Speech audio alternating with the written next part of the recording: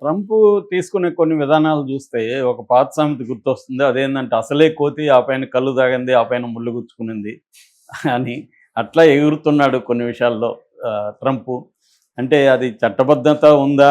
అది నిలబడుతుందా? తన నిర్ణయం అమలవుతుందా? ఇవేవి లేకుండా ఆయనకి మైండ్‌లోకి ఏదొస్తే అది అనౌన్స్ చేసేయడం, దాన్ని చెప్పేయడం, మళ్ళీ వెనక్కి తీసుకోవడం, యూటర్న్‌లు తీసుకోవడం, ఇవన్నీ ట్రంప్ చేస్తున్నాడు ఆల్రెడీ.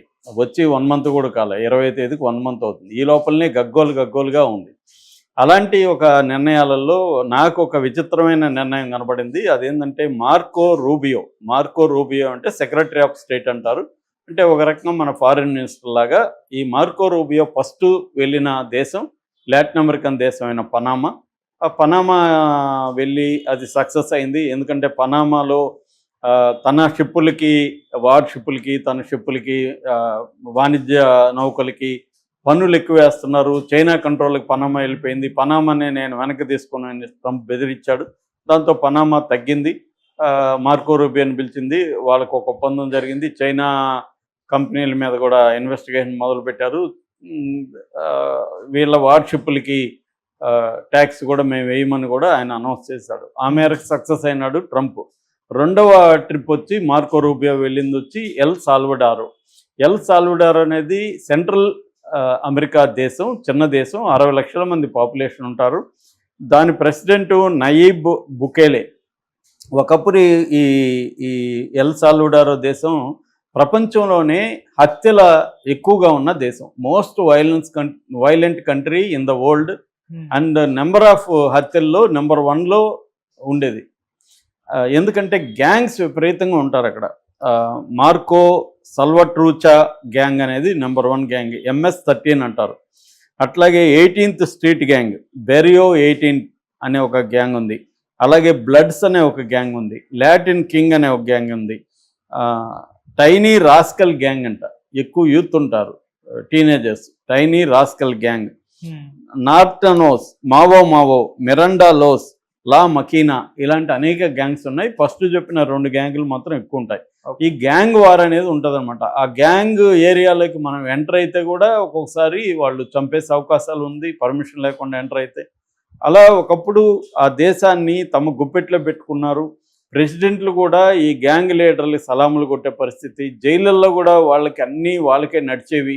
అక్కడ ఫోన్లు, మంచి ఫుడ్డు, అమ్మాయిలు, మందు అన్నీ కూడా నడిచేవి. అలాంటి కండిషన్లో ఏం జరిగిందంటే ఈ గ్యాంగ్ వైలెన్స్లో ఒకే రోజు 62 మంది చనిపోయారు. దాంతో ఈయన సీరియస్ అయ్యాడు. ఈ బుకెలే వీళ్ళని దానేమంటారు క్రాక్ డౌన్ స్టార్ట్ చేశాడు. వాళ్ళ మీద క్రాక్ డౌన్ చేసి ఒకే రోజు 62,000 మందిని అరెస్ట్ చేశాడు. ఒకే రోజు మొత్తం మిలిటరీని అంతా దించేసి ఎమర్జెన్సీ ప్రకటించారు. దేశంలో ఎమర్జెన్సీ ప్రకటించి క్రాక్ డౌన్ మొదలు పెడితే 62,000 మందిని అరెస్ట్ చేసి వివిధ జైళ్ళల్లో కుక్కారు. అప్పుడు అర్థమైంది మన జైళ్ళు సరిపోవు వీళ్ళకని. అప్పుడు ఏం చేశారంటే 2022లో కన్స్ట్రక్షన్ స్టార్ట్ చేశారు. దాని పేరు ఏంటంటే టెర్రరిజం కన్ఫైన్మెంట్ సెంటర్. దాన్ని సింపుల్గా సికాట్ అని పిలుస్తారు. SCECOT, సికాట్ అని. ఈ సికాట్ జైల్ని నిర్మించారు. దాని తర్వాత 2023 జనవరి 31న ఓపెన్ చేశారు. ఈ సిసాట్కి సంబంధించి ఈ నయీబ్ బుకేలే విజిట్ చేసి దాన్ని ఒక 1/2 అవర్ వీడియో తీసి జైల్లో పెట్టారు, మన యూట్యూబ్లో పెట్టారు. ఆ వీడియో నేను చూశాను నిన్న. అట్లాగే రీసెంట్గా 2 రోజుల ముందు CNN విలేకరి కూడా జైలుకి వెళ్ళినప్పుడు ఒక వీడియో రిలీజ్ చేశారు. ఆ 2 వీడియోలు నేను చూశాను. అట్లాగే దాని మీద మొత్తం BBC డీటెయిల్ కథనాలు రాసింది. BBC కూడా లాంగ్ బ్యాక్ విజిట్ చేసి డీటెయిల్ కథనాలు రాసింది. ఇది ఇంట్రెస్టింగ్ అనిపించింది నాకు. ప్రపంచంలోనే అతిపెద్ద జైలు ఇది. మొత్తం 400 ఎకరాల్లో ఈ జైలు ఉంటుంది. 8 సెల్ బ్లాక్లు ఉంటాయి. ఈ 8 సెల్ బ్లాకుల్లో మోడ్యూల్స్ అంటారు. మోడ్యూల్స్ అంటే చిన్న గది లాంటిది. 3 వైపుల గోడలు ఉంటాయి. ఒకవైపు పెద్ద ఈ ఇనుప చువ్వలతో కూడిన గేట్ లాంటిది ఉంటుందన్నమాట. అందులో మళ్ళీ వాటిని బంక్స్ అంటారు.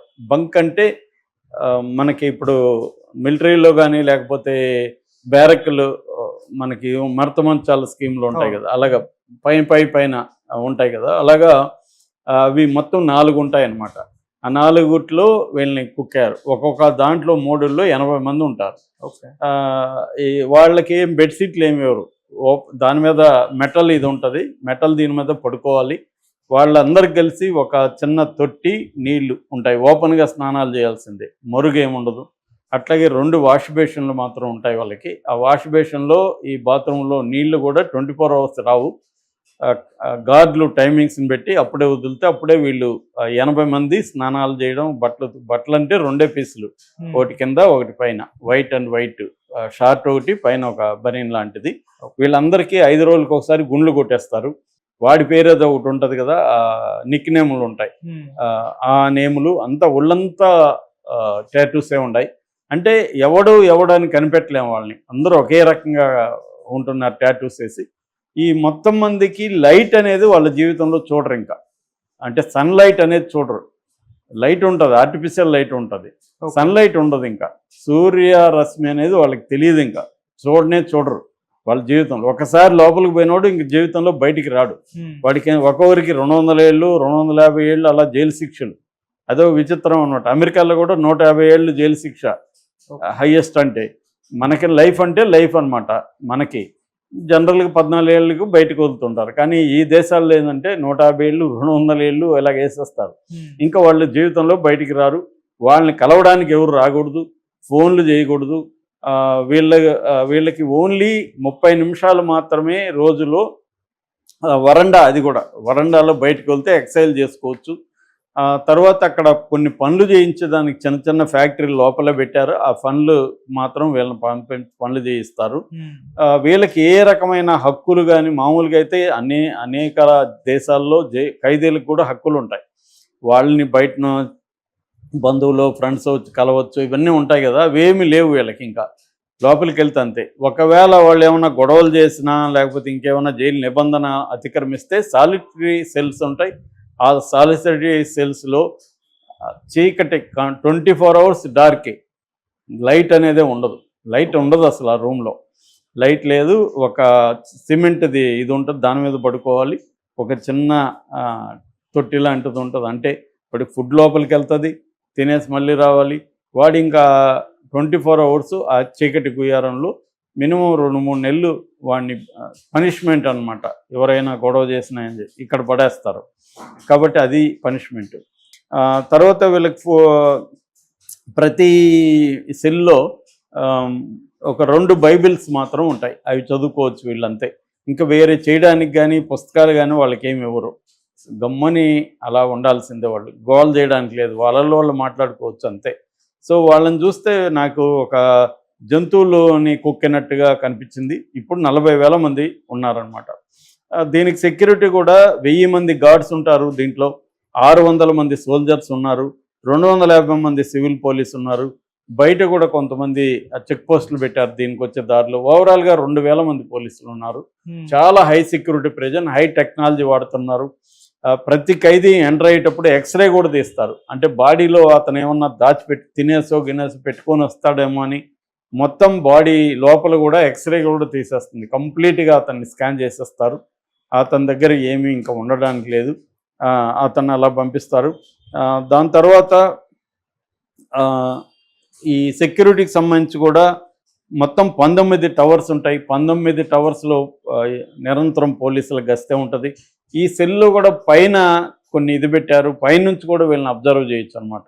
24 అవర్స్ పైనుంచి చేస్తారు, బయట నుంచి చేస్తుంటారు. అంటే 24 అవర్స్ వాళ్ళని అబ్జర్వేషన్ ఉంటారు. సీసీటీవీలు ఉంటాయి వాళ్ళ రూముల్లో. ఇక్కడ సీసీటీవీ రూముల్లో పెట్టుకొని అక్కడ చూస్తుంటారు. ఇలాగా వాళ్ళు కదలికలన్నీ కూడా నోట్ అయిపోతూ ఉంటాయి. వాళ్ళకి ఏ రకమైన ఫ్రీడమ్ అని కానీ రైట్స్ కానీ లేవు. ఇలాంటి జైల్లో ప్రజెంటు 14,000 మంది, 500 మంది ఉన్నారని చెప్తున్నారు. కానీ కరెక్ట్గా నెంబర్ వాళ్ళు చెప్పట్లేదు. వీళ్ళు గెస్ చేస్తున్నారు మీడియా. ఎందుకంటే మీడియాని కానీ, బయట హ్యూమన్ రైట్స్ వాళ్ళని కానీ అలో చేయరు ఆ జైల్లో. ఇది ఎక్కడుంది? ఒక కొండల ప్రాంతంలో దూరంగా ఉంది. దీనికి కావాల్సిన పవర్ అక్కడే తయారు చేస్తారు. వాటర్ కూడా అక్కడే ఉంటుంది. వేరే వాళ్ళకి ఏది కనెక్షన్ ఉండదన్నమాట.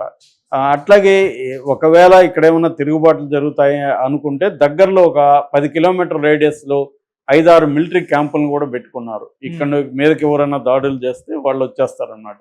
నాకు తెలిసి అక్కడ ఎవడు దాడులు చేసి తిరుగుబాటు చేసే పరిస్థితి లేదు. చుట్టూ అన్ని చోట్ల అనేక చోట్ల ఫెన్సింగ్లు పెట్టేశారు. ఆ ఫెన్సింగ్లో 1500 వోల్ట్స్ ఎలక్ట్రిసిటీ ఉంటుంది. ప్రతి వాల్ కూడా